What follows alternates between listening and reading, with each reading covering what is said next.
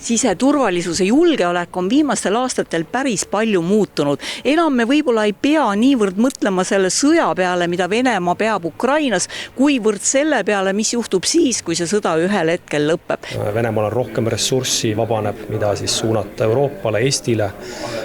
Me oleme korduvalt juhtinud tähelepanu ka Venemaa sõjaveteranide ja kombatantide tegevusele, nende Euroopasse liikumisele, nende liitumist siis Euroopas organiseeritud kuritegevuse äärmuslusega, samamoodi relvad Ukraina lahingutandrilt, kui need jõuavad ükskord Eestisse, et erinevaid ohte sellest tuleneb ja lisaks loomulikult erinevad ohud on võtnud just sellist digitaalset ja tehnoloogilist vormi, et tehisintellekt mõjutab üha rohkem, eriteenistused kasutavad seda sihitamiseks, et leida siis paremini luureobjekte ja värvatavaid isikuid üles.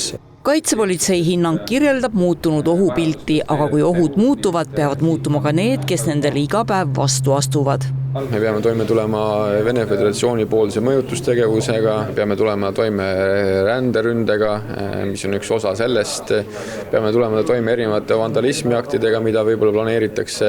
Ometi te ütlesite, et politseiamet elab peos suhu. Jah, igasuguse arendustegevuse jaoks meil tegelikult vahendid puuduvad. Meil on raha ainult praegus olemasolevate tegevuste ülalpidamiseks ja regulaarselt peame ka seal kärpima erinevatest teenustest. Ja meil on valikud, variandid, kas me lõpetame mingi teise tegevus ära, näiteks võtame uurimisajast või kriminaalmenetlustest vahendid ära selleks, et patrulltundi tagada, või siis Eesti inimene saab 1/3 võrra vähem patrulltegevust. Belitševi sõnul peab politsei olema valmis tegutsema igas kriisis, kuid piiratud ressursid seavad sellele omad piirid. Päästeameti vaates on valmisoleku keskmes aga üha enam ka kõige raskem stsenaarium – sõda. Igapäevaselt ohustavad meid kõikvõimalikud tööstus- ja loodusõnnetused, aga selleks, et me mõtleksime natukene suuremalt, et siis kõige olulisem on see, et me oleksime valmis praegu ka julgeolekukriisideks ja me oleksime valmis ka sõjaliseks kriisiks.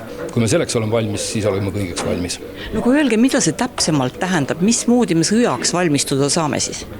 Me õpetame praegu inimestele hetkel kõige rohkem varjumisega seotud tegevusi. Nii et kui inimesed vaatavad juba oma kodus üle, kus saab seal kõige paremini varjuda, kus saab oma töökohas, kus saab oma lähemates olulisemates kohtades varjuda, siis see on esimene samm. 3 ameti hinnang on nüüd valitsuse laual. Millised ettepanekud jõuavad aga päriselt riigi järgmiste aastate eelarvesse, sõltub juba poliitilistest otsustest. Kuid selge on see, et alarahastus mängib erinevate võimekuste juures fataalset rolli. Kui on näiteks 2 kriisi Eesti erinevates paikades, 2 tõsisemat, see on juba probleem.